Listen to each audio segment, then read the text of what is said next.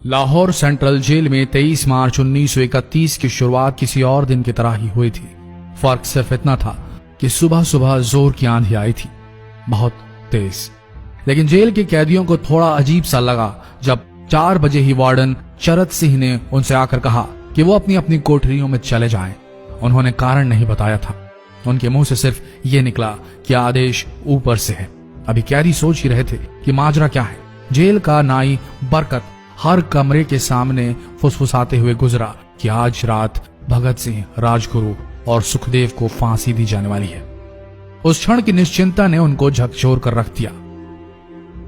कैदियों ने बरकत से मनुहार की कि वो फांसी के बाद भगत सिंह की कोई भी चीज जैसे पेन, कंघा या घड़ी उन्हें ला कर दें ताकि वो अपने पोते पोतियों को बता सकें कि कभी वो भी भगत सिंह के साथ जेल में बंद थे। बरकत भगत सिंह की कोठरी में गया और वहां से उनका पेन और कंघा ले आया। सारे कैदियों में होड़ लग गई कि किसका उस पर अधिकार हो। आखिर में ड्रॉ निकाला गया, लाहौर कॉन्स्पिरेसी केस। अब सब कैदी चुप हो चले थे। उनकी निगाहें उनकी कोठरी से गुजरने वाले रास्ते पर लगी हुई थी। भगत सिंह उनके साथ फांसी पर लटकाए जाने के लिए उसी रास्ते से गुजरने वाले थे। एक बार पहले जब भगत सिंह उसी रास्ते से ले जाए जा रहे थे तो पंजाब कांग्रेस के नेता भीमसेन सच्चर ने आवाज ऊंची कर उनसे पूछा था, आप और आपके साथियों ने लाहौर कॉन्स्पिरेसी केस में अपना बचाव क्यों नहीं किया?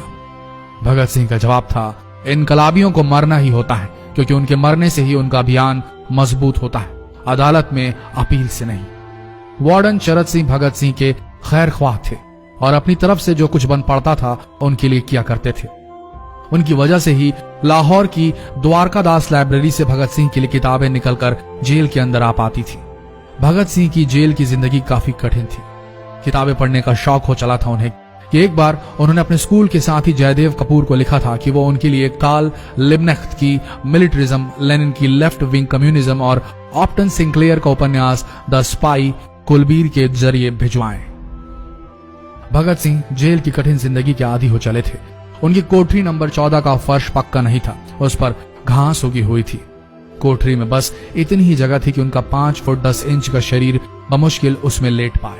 भगत सिंह को फांसी दिए जाने से 2 घंटे पहले उनके वकील प्राणनाथ मेहता उनसे मिलने पहुंचे। मेहता ने बाद में लिखा कि भगत सिंह अपनी छोटी सी कोठरी में पिंजड़े में बंद शेर की तरह चक्कर लगा रहे थे। इनकलाब जिंदाबाद। उन्होंने मुस्कुराकर मेहता को स्वागत किया और पूछा कि आप मेरी किताब रिवोल्यूशनरी लेनिन लाए या नहीं। जब मेहता ने उन्हें किताब दी तो वे उसे उसी समय पढ़ने लगे मानो उनके पास अब ज्यादा समय न बचा। मेहता ने उनसे पूछा कि क्या आप देश को कोई संदेश देना चाहेंगे? भगत सिंह ने किताब से अपना मुंह हटाए बगैर कहा, सिर्फ 2 संदेश, साम्राज्यवाद मुर्दाबाद और इनकलाब जिंदाबाद। इसके बाद भगत सिंह ने मेहता से कहा कि वो पंडित नेहरू और सुभाष चंद्र बोस को मेरा धन्यवाद पहुंचा दे जिन्होंने मेरे केस में गहरी रुचि ली थी। भगत सिंह से मिलने के बाद मेहता राजगुरु से मिलने उनकी कोठरी पहुंचे। राजगुरु के अंतिम शब्द थे, हम लोग जल्द मिलेंगे। सुखदेव ने मेहता को याद दिलाया कि वो उनकी मौत के बाद जेलर से वो कैरम बोर्ड ले लें जो उन्होंने उन्हें कुछ महीने पहले दिया था। मेहता के जाने के थोड़ी देर बाद जेल अधिकारियों ने तीनों क्रांतिकारियों को बता दिया कि उनको वक्त से 12 घंटे पहले ही फांसी दी जा रही है। अगले दिन सुबह 6 बजे की बजाय उन्हें उसी शाम 7 बजे फांसी पर चढ़ा दिया जाएगा। भगत सिंह मेहता द्वारा दी गई किताब के कुछ पन्ने ही पढ़ पाए थे। उनके मुंह से निकला, क्या आप मुझे इस किताब का एक अध्याय भी खत्म करने नहीं देंगे?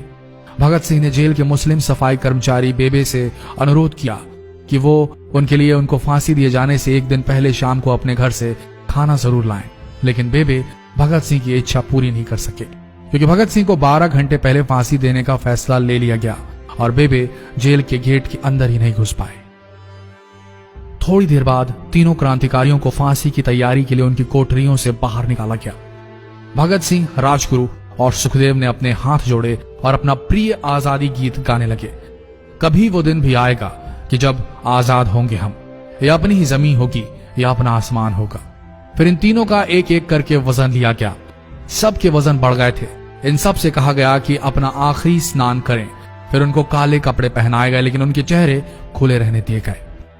चरत सिंह ने भगत सिंह के कान में फुसफुसा कर कहा कि वाहे गुरु को याद करो। फांसी का तख्ता भगत सिंह लिए बोले, पूरी जिंदगी मैंने ईश्वर को याद नहीं किया।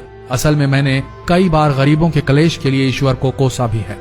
अगर मैं अब उनसे माफी मांग लूं तो वो कहेंगे कि इससे बड़ा डरपोक कोई नहीं। इसका अंत नजदीक आ रहा है, इसलिए ये माफी मांग रहा है। जैसे ही जेल की घड़ी ने 6 बजाया, कैदियों ने दूर से आती कुछ पद चांपें सुनी। उनके साथ भारी बूटों के जमीन पर पड़ने की आवाजें भी आ रही थी। साथ में एक गाने का भी दबा स्वर सुनाई दे रहा था, सरफरोशी की तमन्ना अब हमारे दिल में है। सभी को अचानक जोर जोर से इनकलाब जिंदाबाद और हिंदुस्तान आजाद हो किनारे सुनाई देने लगे। फांसी का तख्ता पुराना था, लेकिन फांसी देने वाला काफी तंदुरुस्त। फांसी देने के लिए मसीह जल्लाद को लाहौर के पास शाहदरा से बुलवाया गया था। भगत सिंह इन तीनों के बीच में खड़े थे। भगत सिंह अपनी मां को दिया गया वो वचन पूरा करना चाहते थे कि वो फांसी के तख्ते से इनकलाब जिंदाबाद का नारा लगाएंगे। लाहौर जिला कांग्रेस के सचिव पिंडी दास सोंधी का घर लाहौर सेंट्रल जेल से बिल्कुल लगा हुआ था। भगत सिंह ने इतनी जोर से इनकलाब जिंदाबाद का नारा लगाया कि उनकी आवाज सोंधी के घर तक सुनाई दी। उनकी आवाज सुनते ही जेल के दूसरे कैदी भी नारे लगाने लगे। तीनों युवा क्रांतिकारियों के गले में फांसी की रस्सी डाल दी गई, उनके हाथ और पैर बांध दिए गए। तभी जल्लाद ने पूछा, सबसे पहले कौन जाएगा? सुखदेव ने सबसे पहले फांसी पर लटकने की हामी भरी। जल्लाद ने एक एक कर रस्सियां खींची और उनके पैरों के नीचे लगे तख्तों को पैर मारकर हटा दिया। काफी देर तक उनके शव तख्तों से लटकते रहे। अंत में उन्हें नीचे उतारा गया और वहां मौजूद डॉक्टरों लेफ्टिनेंट कर्नल जे नेल्सन और लेफ्टिनेंट कर्नल NS सोंधी ने उन्हें मृत घोषित किया।